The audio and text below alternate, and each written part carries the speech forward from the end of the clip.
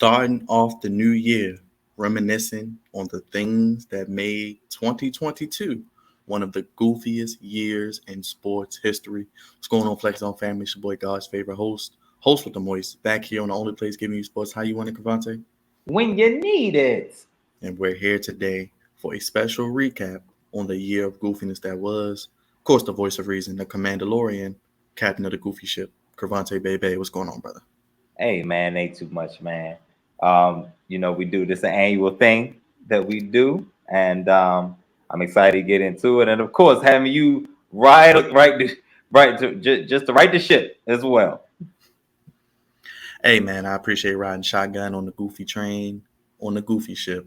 And we're gonna talk Whatever about mode of transportation we use it.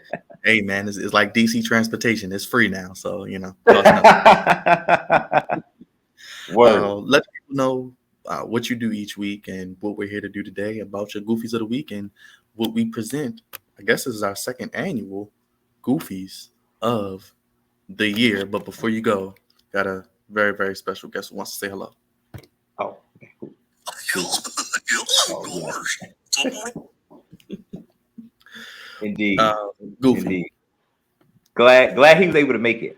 I wasn't sure. I wasn't sure if he was busy or not. Gotta set gotta plan for it. But he's here. Good to know. Good to know. So Crevonte heard here, aka the voice of reason, of the Flex Zone. So every week, I pick out, with the help of my brothers, if I haven't done any myself, we go over the goofies of the week.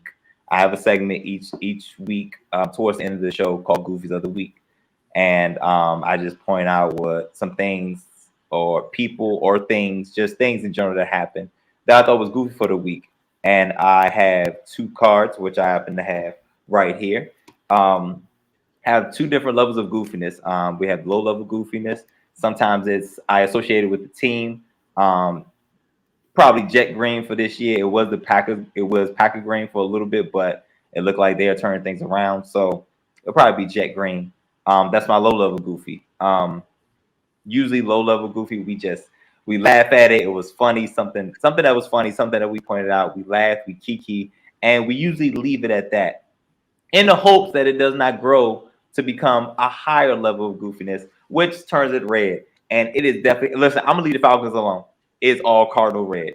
And we all, the Kyler Murray is our guy, but god damn it, he just ain't been getting it done this year. So it is Cardinal red is the name of my high level goofiness. And this is usually the egregious level of goofiness. We got to congregate to figure out why this is going on and what can we do to prevent it from happening any further. Usually it's no longer funny at this level. Sometimes we could make a joke or two about it, but usually once it gets to the red level, yeah, it's not really too much funny. So we pretty much do that every week. We have a show. And at the end of the year, I come up with my top three goofies of the entire year. And Byron, this is our second annual. Yeah, I think second annual if you're keeping score. Might be third, but definitely second on YouTube. I'll say second on YouTube. We'll go. Okay, definitely second on YouTube. I think it might be at least three though. But we've done second on YouTube. Yeah, a lot of goofy content. We have a lot. Like, god damn, our archives got to be crazy. Yeah. But yeah, so thus, welcome to Goofies of the Year, which is why we're here. Hey, let's get to it. Crevonte has a list of individuals who made his list, and I will assist where needed as we curate the goofiness. Indeed. So, again, it was so much to choose from. It's almost difficult.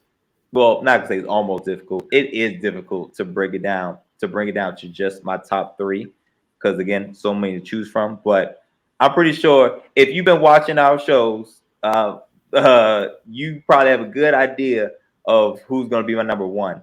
But coming in at number three, a good he's not well, let me say he's very familiar with Goofies of the Week. He's been on it a couple of times with his shenanigans from jumping from team to team, just burning money. You know what I'm saying at this point. Even en route to a Super Bowl championship with his roommate at one point. That's right, Yeah. Antonio Brown. Antonio Brown comes in at number 3. Um, yes, our good brother, a good brother in goofiness, Antonio Brown. And again, just like Goofies of the Year, trying to compile just 3 for the entire year of a week to week, he has his own catalog of goofiness. All right.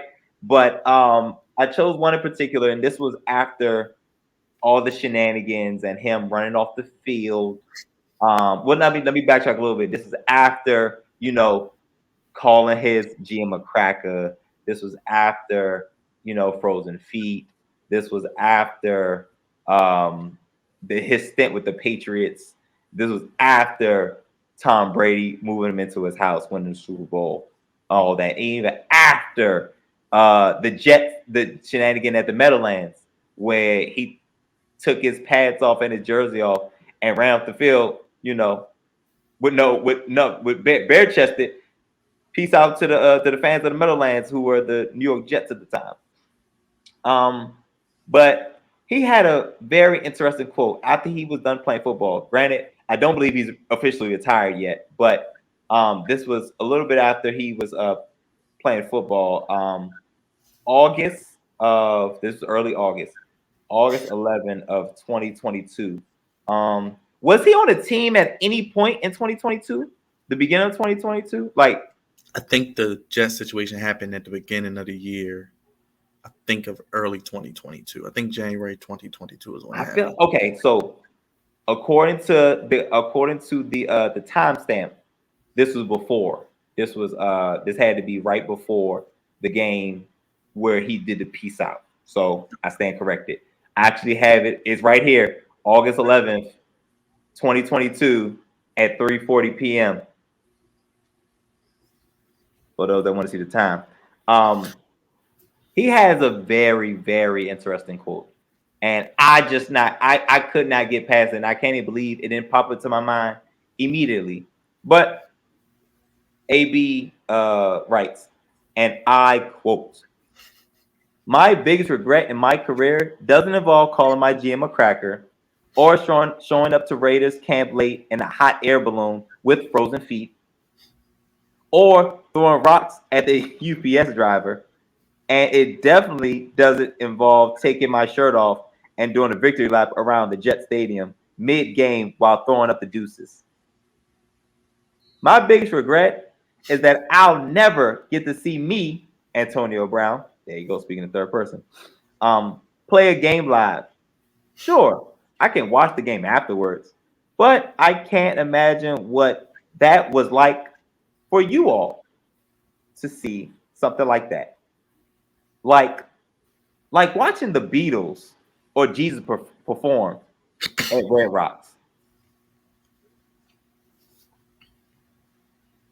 And that was, Dash Antonio Brown on his biggest regret. I don't even know what interview that was. I don't know who he was talking to or what. But wow, Byron, Yeah, you're gonna have to sip some water after that one. what a quote! Because that was a mouthful. What a quote! His biggest regret was none of the goofiness that he did to get to where he's at. Even some of the goofiness on and or off the field. It was not being able to watch himself live. Like, how much of a narcissist are you that, you know what, I'm so great, I gotta watch myself live. I gotta watch myself live. No. Watching the game afterwards, watching the highlights, nah, baby, that's not the same. I want to feel what it's like from y'all point of view to watch me. Like that's the level. Like I don't know many people that have this level of a narcissistic attitude of narcissist. Like this is top tier. Like he said Jesus and the Beatles. That's where it got me. I was like, oh, okay. The Beatles, like we're talking about arguably arguably the greatest collaboration of members collaboration of musicians to ever come together, to ever perform. And then we got Mr. Walk on Water. We have Jesus Christ. I'm just saying. You mean the guy that the guy that is the reason why we're all here? You know what I'm saying? Like him. Like that's what you think it's like for us to watch you. And don't get us twisted. Don't get us wrong. Antonio Brown was an all-time elite level talented wide receiver. Let's not get it twisted. The ball can play some football. He was good at football. Hall of Fame. Hall of Fame level, elite level football player, wide receiver. He was that. Like most of the stuff, most of the goofiness would not fly with any other player. Like I personally, there needs to be another award given to Mike Tomlin, because we did not know what you had, brother. And then that's where it all started. Mike Tomlin, we did not know what you had, brother. But God, my heavens. And to think the guy who he's become, it's crazy. And also, fun fact, he had a very, very bad hit against the Cincinnati Bengals on the very same field where we just had a recent incident with brother Damar Hamlin, who prayers are still very much up for him and his recovery. But that was the same field.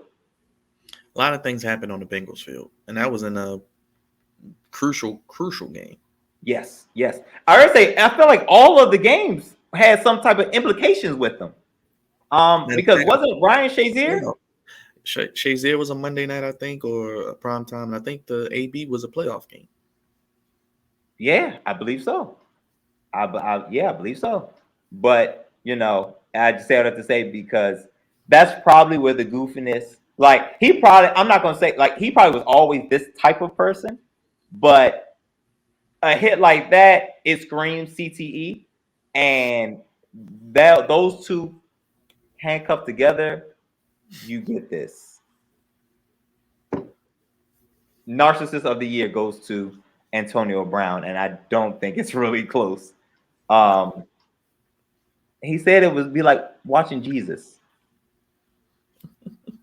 Watching Jesus. And the Beatles. I mean, can you pat yourself on the back any more than he did? Can you pat yourself higher? Does your back go any higher? I don't think so. I think AB absolutely takes the cake. But that's why he comes in at number 3 of Goofies of the Year. That I don't think it's close. And then him talking trash about Tom Brady after his breakup with his wife, like it was too much for somebody who brought you in your house and gave you another opportunity. I just think that's absurd. But yeah, but it makes sense because that's the type of guy he is. Number 3, Antonio Brown. This is actually pretty tough, man. I could have made him 2. Like, because more and more stuff are coming to me. Then he but rapping, was doing stuff in the pool. He was rapping. He had a music video. Now I ain't gonna hold you. He knows some people to make a good music video. He knows some people. I will say that. Yes, he whatever money he still got, he's using it quite well. And granted, to be hot in the rap game, you ain't got to say that many words. So I mean, there's that. So yeah, number 3. But number two was a recent hire of a recent head coaching hire from the brother came from the Green Bay Packers and got a head coaching job with the Denver Broncos. And he was the offensive coordinator for Green Bay under Aaron Rodgers. And boom, there he is. Nathaniel Hackett. Byron, could you help me with the timeline, if you will? Yes. Yes. So on January 27th, so almost a year to the day, he was the 18th coach hired by the Broncos in their history. Also, the Broncos have just been sold and owned now by the Walmart family. So new ownership. But they didn't hire him. So kind of makes sense why they're okay with firing him as well. January 28th, he held his introductory press conference and said, I feel like this is a dream right now. It's the dawn of a new era in Broncos country. March 16th, they trade for Russell Wilson. And let's ride. September 12th, he doesn't kick the field goal in their opener on Monday night. And that was against the Seahawks. That was against the Seahawks, correct? Terrible clock management, yes. Then the 24th, they hired Jerry Rosburg, a former Ravens coach, helped him with in-game clock management. Clearly that didn't work. September 25th, they beat the Texans barely. And then in week 2, they win 11-10. Week 1 winning 16-9. They lose to the Raiders October 2nd, 32-23. They lose to the Colts in overtime, in which may be the worst Thursday night game in history on October 17th. That was a terrible game. October 27th, after the 2-5 start, they were supports of we support Nathaniel Hackett 100%. Then October 30th, they lose to the Jaguars in London. November 17th, they lose to the Titans 17-10. November 20th, he turns play calling duties over to quarterback coach Clint Kubiak, son of Gary Kubiak. November 27th, against Carolina, Russell Wilson and Mike Purcell get into a heated argument on the field. Yep. December 25th, on Christmas, they were beat by the Rams without their team. No Cooper Kupp, no Matt Stafford. Nobody played. Aaron Donald was out. Cooper Kupp was out. Stafford was out. Wasn't nobody over there. 51-14. My God. Baker Mayfield. That was Baker Mayfield, right? Yes. Then December 26th, the day after Christmas, he is fired. And the Nathaniel Hackett era ends.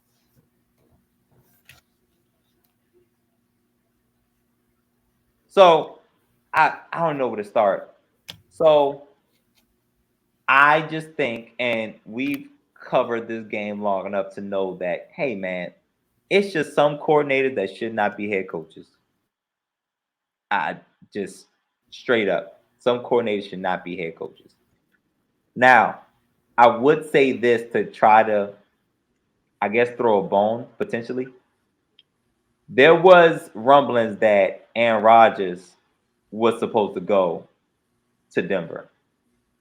We recall that. But Aaron Rodgers is kind of up in there. You couldn't really determine where Aaron Rodgers was going to go. But I guess somebody must have told Hackett, hey, man, it's a good chance A-Rod may come, which would have been great because I think the offense that he ran was geared to Aaron Rodgers and his off-script playmaking ability.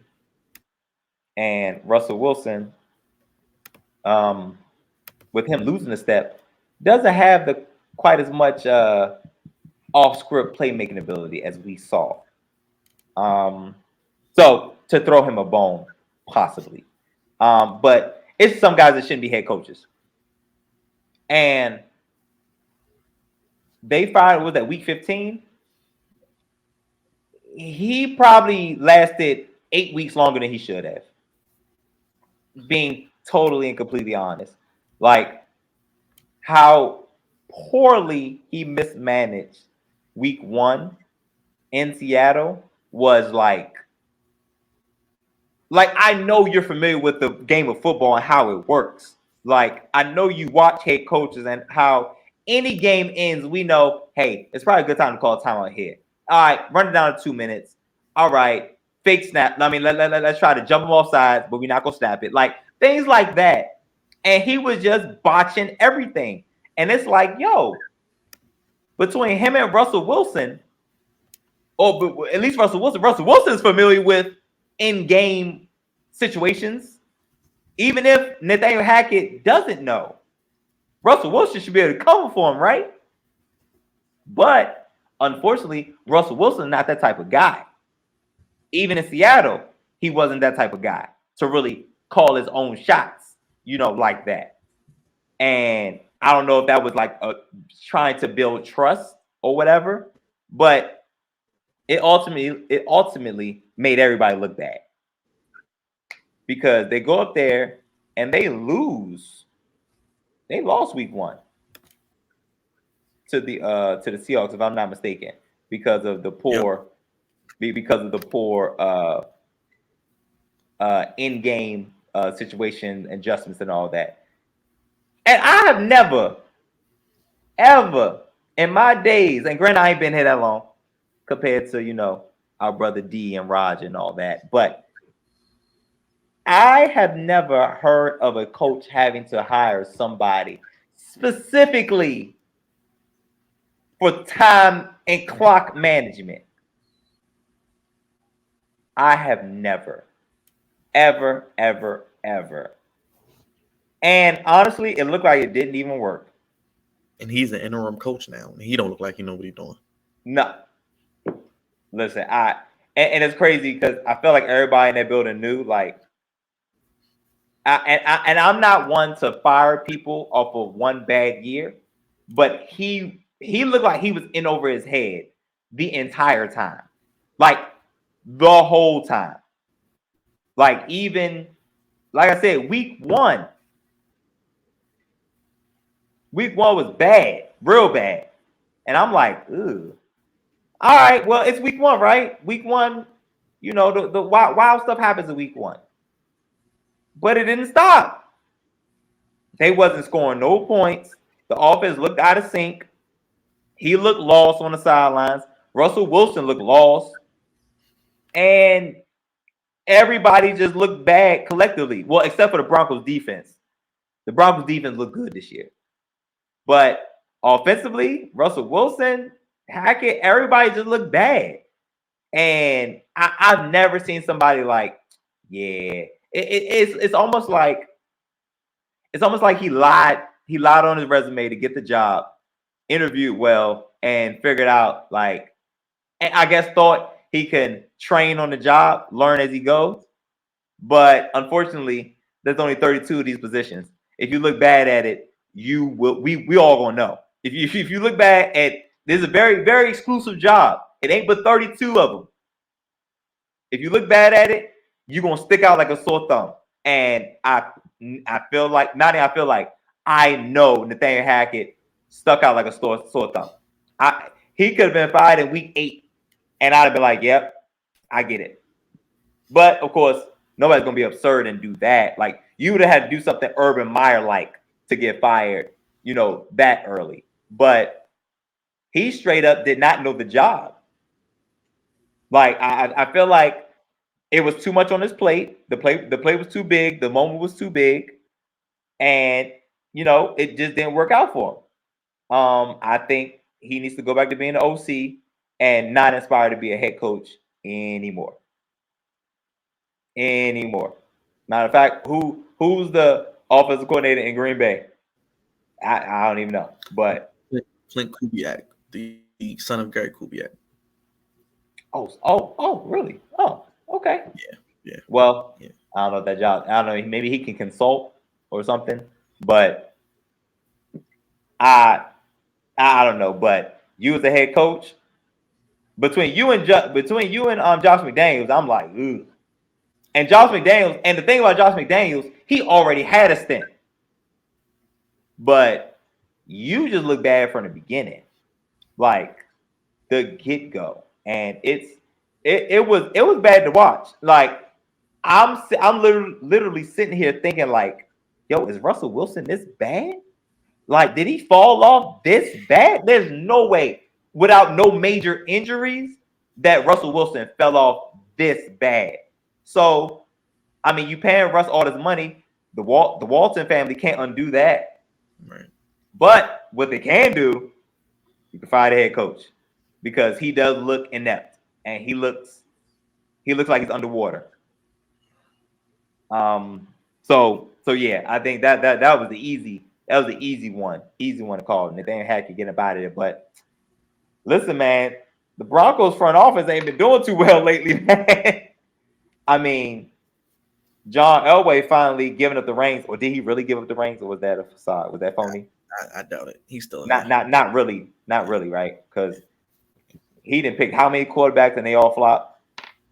Yeah, I don't know. He hasn't done the best job running that team, but my God, this is the icing and the cherry on top with this hire and firing in the same year. Absolutely terrible. Nathaniel Hackett, I'm sure he'll land on his feet in some way, shape, or form, but I promise it won't be as a head coach anymore. One and done. Trust me. Terrible.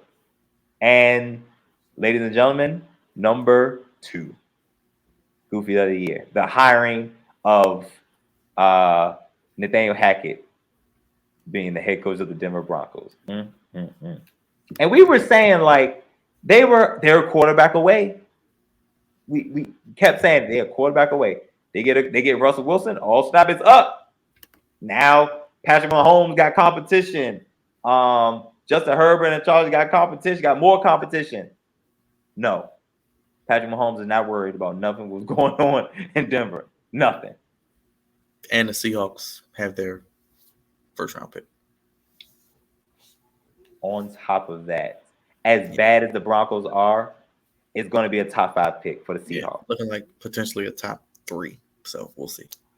Because it's between them and the Lions that's going to be both are going to be top 5. I don't know. One's going to be 5 and one's probably going to be 3. Yeah, but the Rams and the Seahawks. Yep. Damn. All that, and it looks like the Seahawks got the better quarterback and got the better draft pick. Who would have thought? I know I ain't see that one coming. I ain't think Geno Smith. Geno Smith, I don't know between Geno Smith and Saquon Barkley who's going to have comeback player of the year, but Geno Smith been balling out, and they still got a good shot to make the playoffs. Definitely. But yep, number 2, Nathaniel Hackett, the hiring of Nathaniel Hackett.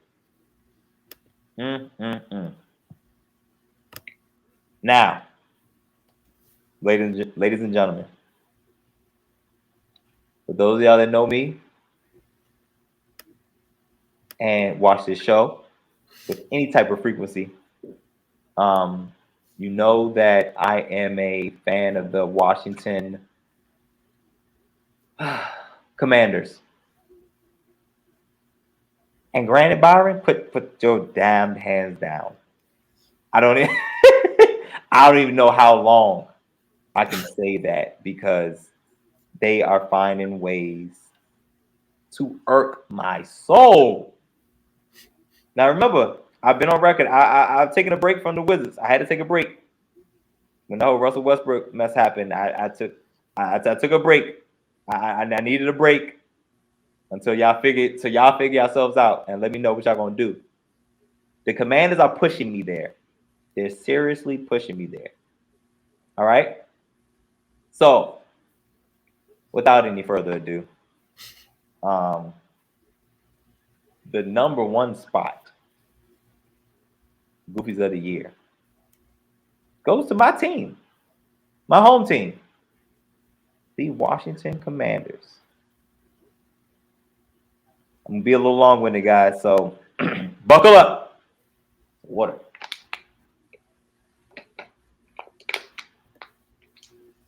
All right, Byron, what you got first? Your friend starts at the top. Oh! Look who it is. Waving to you.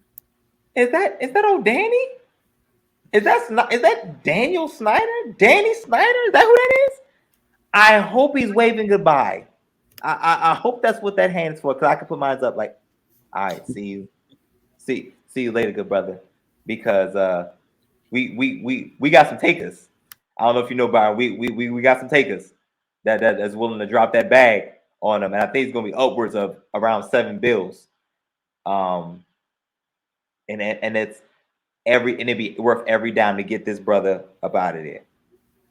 So it all started around 99 2000s.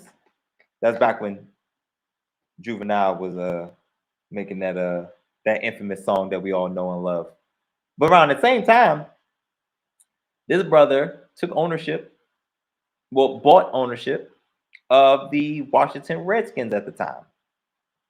And things have just been downhill ever since.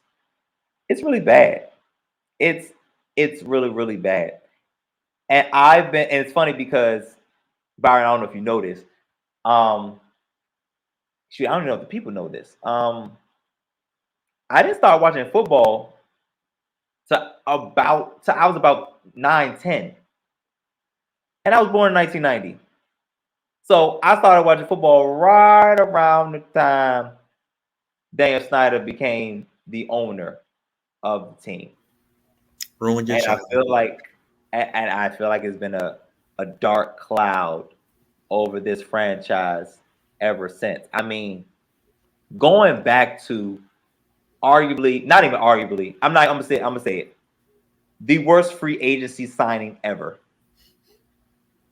And that one just came to mind. Like fat man, Mr. Fat Man. Fat Al. Albert Hainsworth. Fat Al. The absolute worst signing ever. I don't know how many times he failed that physical. And they still wrote that check. I just don't get it. I mean, just throwing the bag at just whatever, hoping it would stick. And I'm just like, this is piss poor management.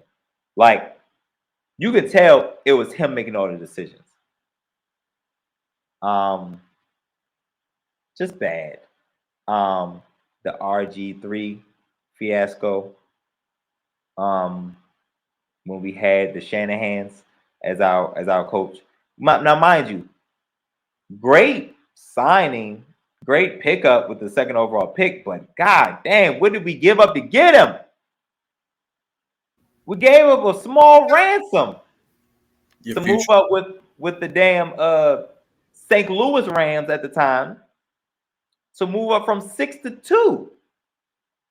Gave him like 3 picks, a couple 2s. Like, it was something crazy like that.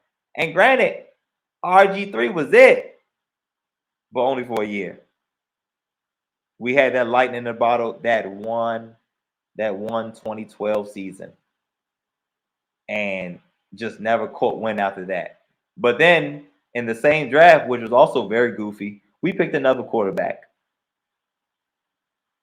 who is now the quarterback of the Minnesota Vikings, and Kirk Cousins. Now, who the hell picks 2 quarterbacks in the top 3, 4 rounds? who does stuff like that? Yeah, because Dan wanted RG3 and Mike Shanahan wanted Kirk Cousins. Right, Mike Shanahan wanted Ryan Tannehill. Now, granted, looking back, Snyder, you had that one. Snyder, you probably had it. Then again, Ryan Tannehill had a better career after he left Miami.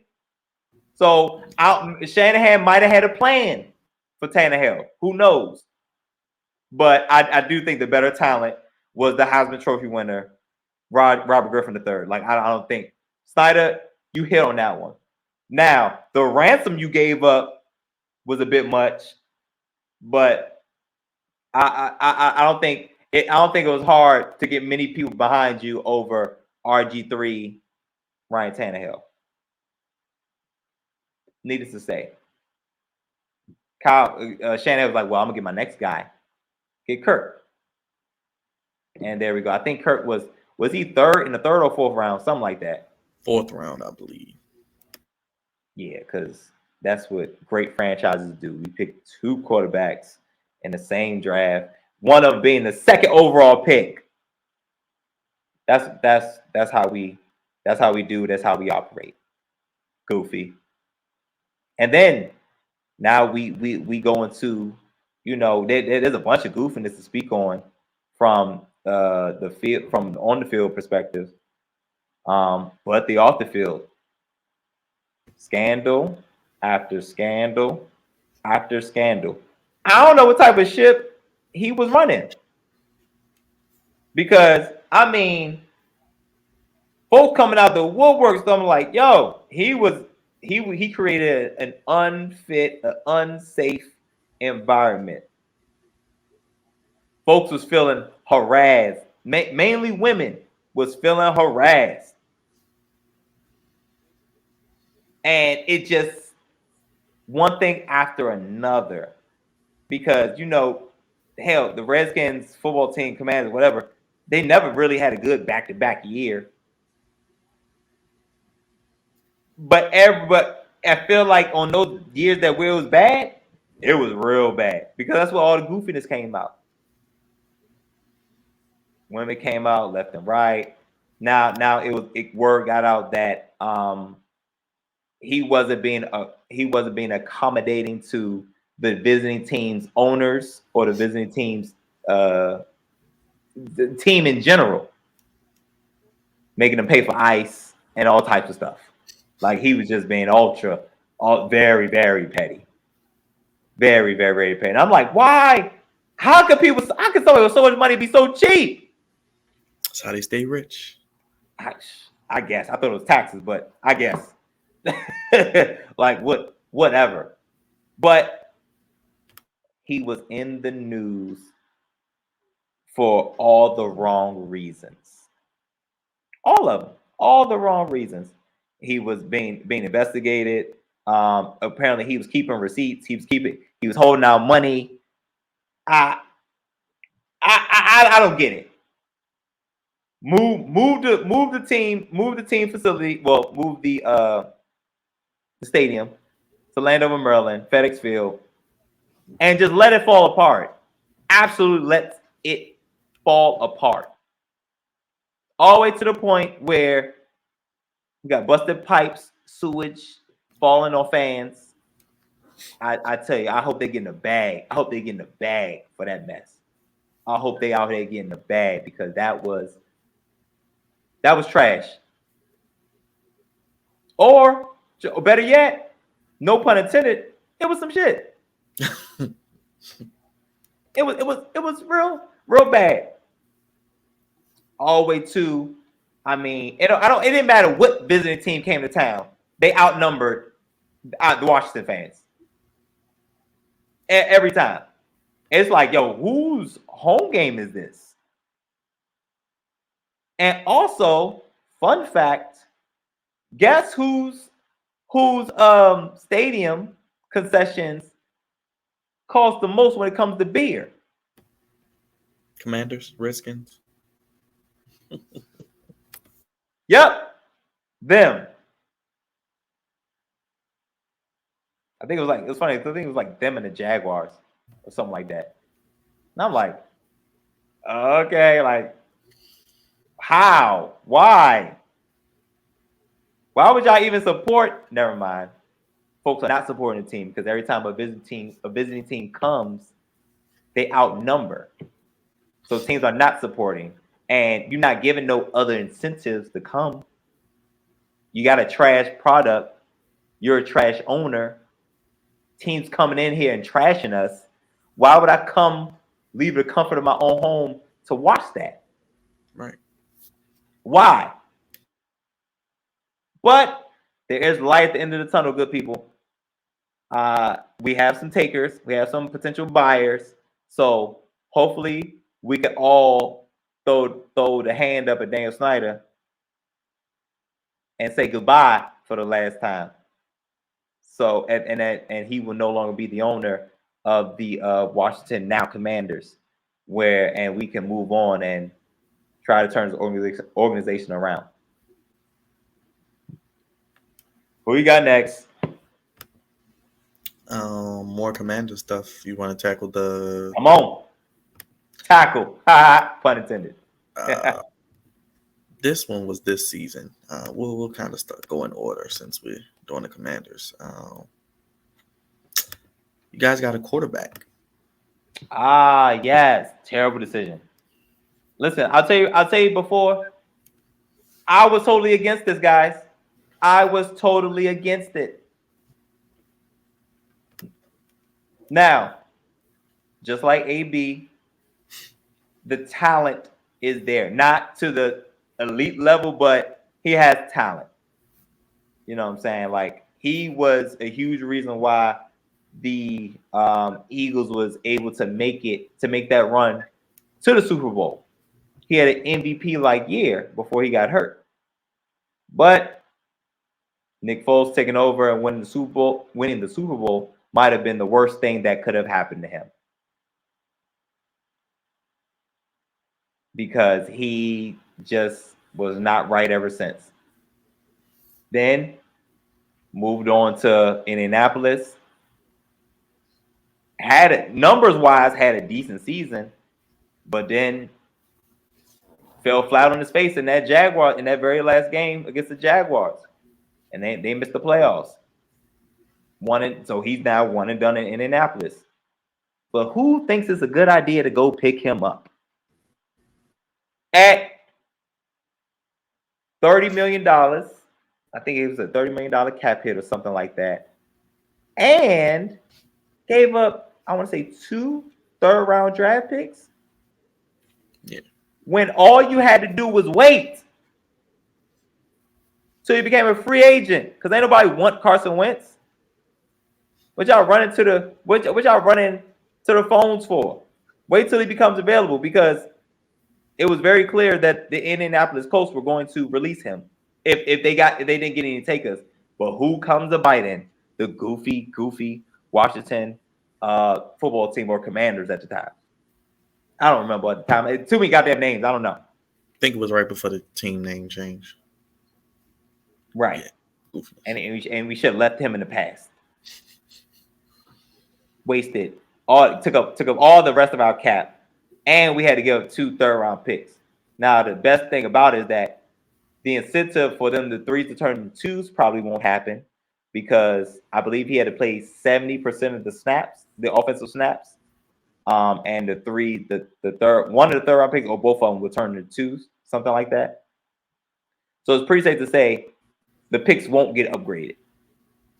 But my gosh, this was a terrible swing and a miss. Terrible. And I was against it from the very, very, very, very beginning. Carson Wentz just wasn't it. He looked good in that 1 week against the Jaguars. He looked good. And he had some mistakes, but he came back. And I was like, oh, got some things. We got some things cooking. Next week, fall to the Lions. God damn it. Eagles. Fall to the Eagles. Oh, we got a royal butts kicked. And that was in DC. That was at FedEx Field. Eagles came in the crib and waxed us. It was bad. And, the rest is history. Taylor Heineke eventually comes in, wins 4 out of the next 5 or something like that. And somehow, some way, Ron Rivera gets the bright idea to go back to him. Make it make sense. Because there was nothing beforehand that told you, hey, this is going to be our guy. He's going to give us our best chance to win. Nah. Honestly, Heineke and Wentz, it was about even. If we're being honest, it was probably about even. For all that, hell, I would like to see old Sammy in there. Put Sam Howell in there. Yeah. Now, granted, maybe not for the 49ers game, which I thought was a long shot for Taylor Heineke, because the 49ers is only the best defense in the league. I don't think that was a good game to judge. Hey, if he struggles, let's pull him. Let him tough it out. And because going back to Carson Wentz was just not an answer. But you see, these are the trends that's going on. They keep making dumb decision after dumb decision, but it's not even like a wait and see dumb decision. This is like, yo, this sounds dumb from the beginning. It sounds dumb from the very, very beginning. And oh, look, it didn't work out. Go figure. And now I don't know who's gonna play the last two. I don't even know who's gonna play the last game. And honestly, it doesn't even matter. Get him out of here. He can go, Byron. He can go. He gone. Get him out of here, man. Now, something else happened this year. One of the greatest Redskin commanders of all time was honored, but not in the proper way. Call it. You want to call it that? You want to call it that? Honorably dishonored. Y'all see this bullshit right here? Y'all see this bullshit right here? They call this shit a statue.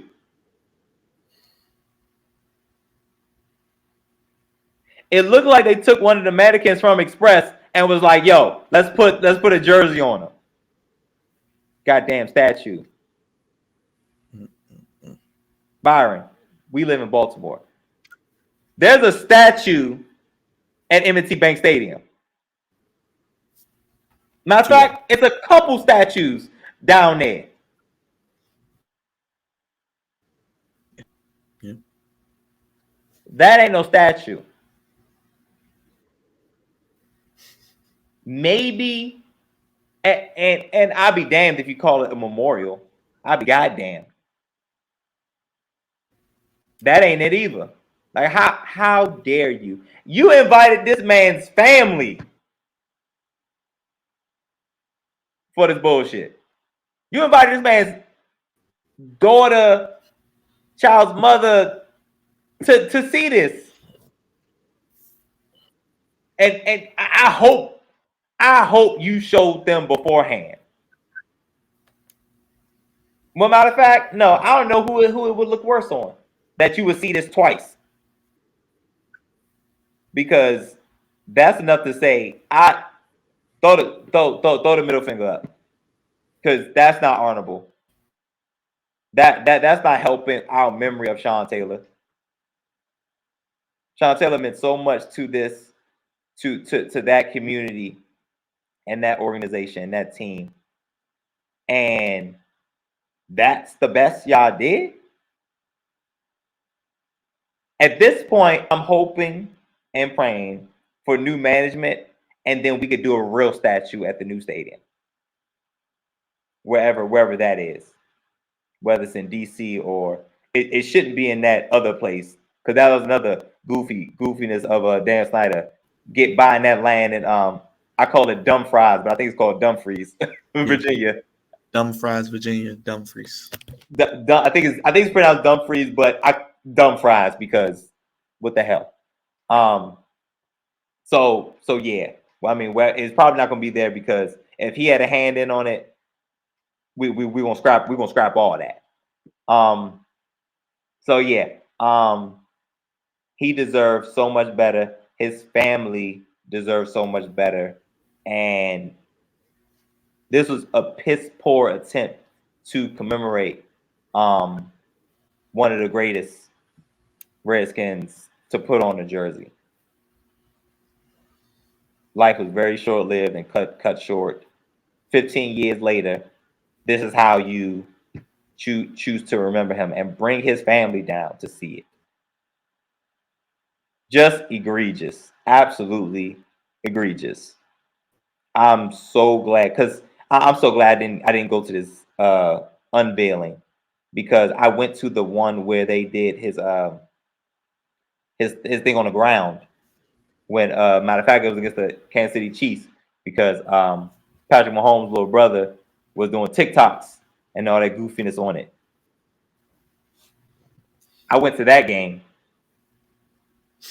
but I'm glad I ain't see this because I'd have had a problem because this is BS, absolutely absurd, and the entire organization and franchise need to be ashamed of themselves for purchasing this, putting it together, and all that.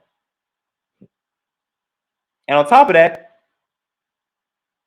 ain't that Adidas and Reebok? Uniform didn't even match. And I think some Nike in there too. When Nike wasn't even a part of the deal when Sean Taylor was. It might have been Nike, and it might have been Nike. But needless to say, all in all, whichever combination of apparel it was, it didn't match. That's the type. That's what we produce. We got one more, Byron. I think we got one more. And this one just came out. Speaking of what you guys produce, you have for the Commanders. This one just came out, like right before the new year, I think. And we pitched some ideas here on the show, and clearly they did not listen. Of course not. So apparently, Washington got a new mascot.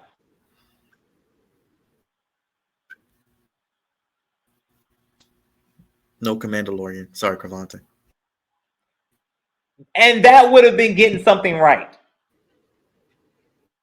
You could have pulled in maybe a little bit of like a Marvel fan base. I think people could have really got behind the Commandalorian. It would have made sense.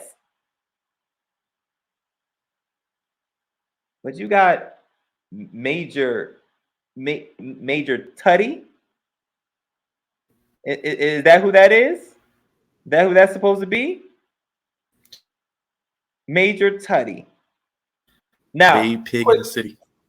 Now, a little bit of backstory for those that don't know.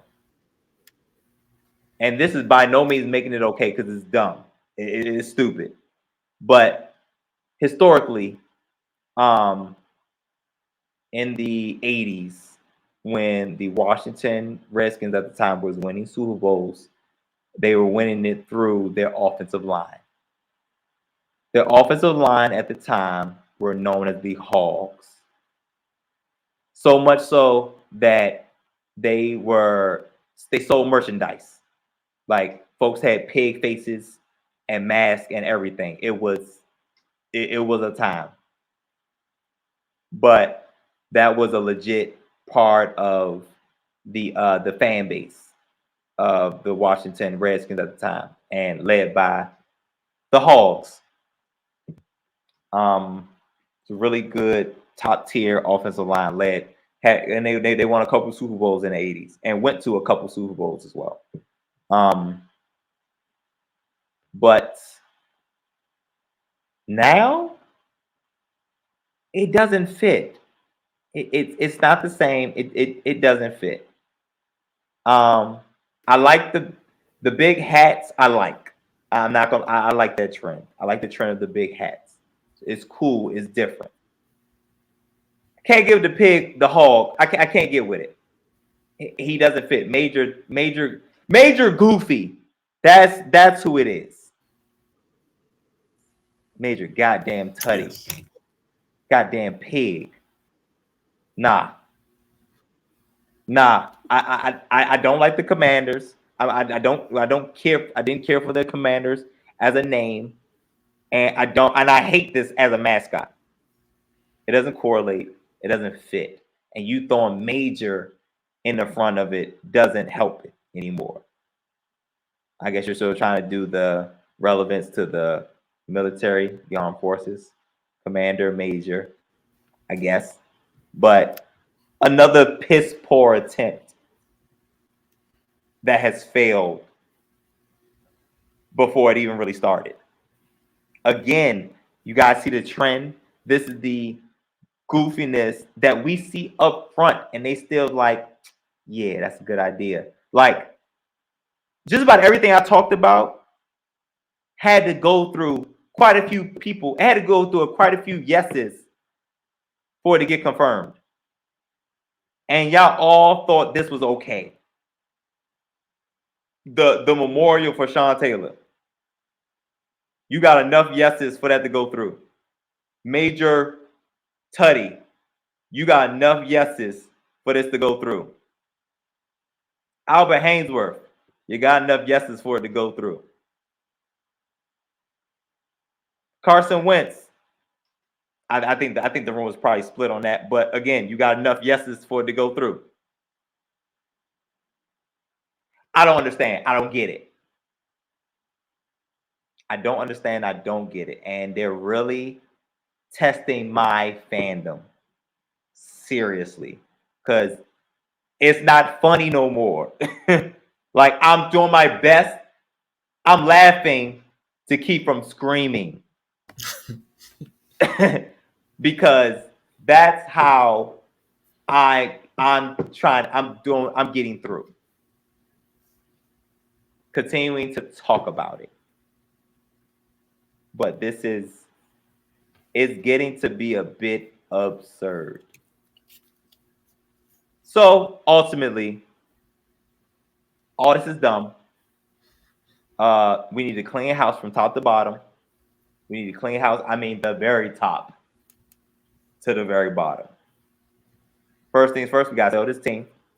Ron Rivera out here talking about he didn't know we was eliminated from the playoffs. So he needs to go because it looks like he's checked out. The experiments is over. Carson Wentz needs to go. Ron Rivera needs to go. Daniel Snyder needs to go. And we need to move forward.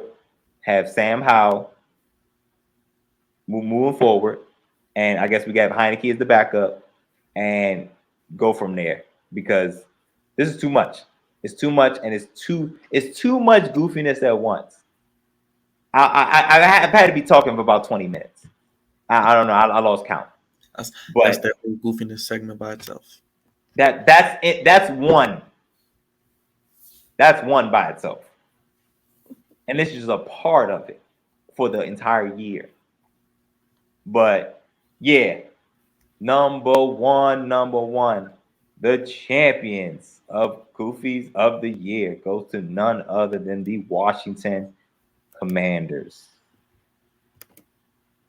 And it was not even close. Gosh, something wrong here. You could have had Goofy as your mascot. And that would have been better. Just Major Goofy. Something I go. could really get behind. There you go. Stupid, man. It's so dumb. Huh. Just dumb. I don't know what else. I don't know what else. Just dumb. Well, thankfully, Crevonte, the season is almost over, and maybe the off season will bring you new ownership and change finally. That's what we're hoping for. That's step one. New ownership. I think once we start there, I'll feel better. But god damn it, Major Tutty, that's how we end in the season? I mean, that's how we end in the year? Yes. Come on, yo.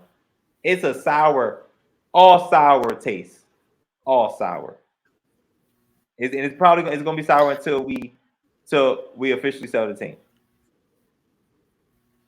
Let the people know your top 3 Goofies of the year once again before we get out of here. So number 3, coming in number 3 was Antonio Brown with his statement saying that his biggest regret being that he wasn't able to watch himself live, and compared himself to the Beatles and Jesus. He was number 3. Number 2, coming in number 2 was Nathaniel Hackett. The hiring of Nathaniel Hackett to the Denver Broncos. Very, very, very goofy. In over his head, he was fired in 15 weeks. And of course, number 1, the Washington Commanders and the slew a boat of goofiness that they just can't help. All of it being top 10 goofy. Top 3 goofiness of the entire year. Another year of goofiness in 2023. I'm sure will continue the goofy train as we have your goofies of the week each week on the Flex Zone, brother. That's right. Oh, and of course, my line. There's a thin line between goofy and great. And god damn it, all of them ended up on the wrong end. You got to do better. We have to, right? Right? I hope so. Because I won't be a fan. I'll do it again. I have no problem. Okay?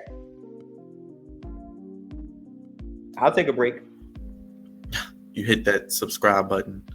You hit that like button. Let us know your goofy of the year and what you look forward to seeing in 2023. Crevonte does this each and every week, and you can always let us know your goofy of the week and any nominees in the comments down below for goofies of the year and who might join this list in 2023. Any other things, Crevonte, before we get out of here? I don't know. I feel like I need to be in an open relationship with the Commanders, man. Because this ain't it, man. I don't know, man. I'm gonna give them to the off season to get this ownership thing together. But hey, man, I can't say my eyes aren't open. Hey, we're gonna have a Commanders checklist for Crevonte after the season, the things he wants this off season for the Commanders, and I'm intrigued to hear what he has to say. But only please give me